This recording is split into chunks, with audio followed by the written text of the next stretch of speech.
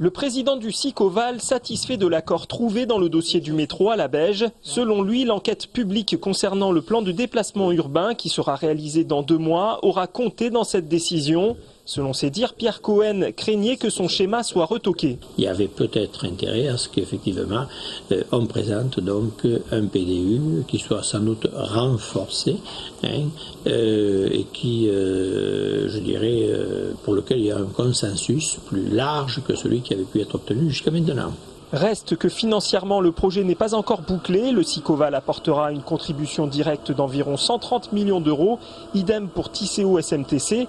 Il manquerait actuellement entre 74 et 84 millions d'euros. L'une des solutions avancées, un financement de l'État découlant du Grenelle 2 de l'environnement. On peut penser effectivement que nous aurions un financement de 30, 40 ou 50 millions d'euros pour cette opération-là. Et donc il ne resterait plus que 20 ou 30 millions d'euros à trouver. On peut penser effectivement aussi que certains dispositifs européens pourraient être, on pourrait y avoir recours. Dans un communiqué de presse, Jean-Luc Moudinque, l'un des instigateurs du projet, se dit heureux du prolongement du métro à la Beige, mais dit en déplorer le retard. La mise en service du prolongement aurait en effet, selon lui, pu se faire en 2013 et non en 2019 si le projet n'avait pas été stoppé.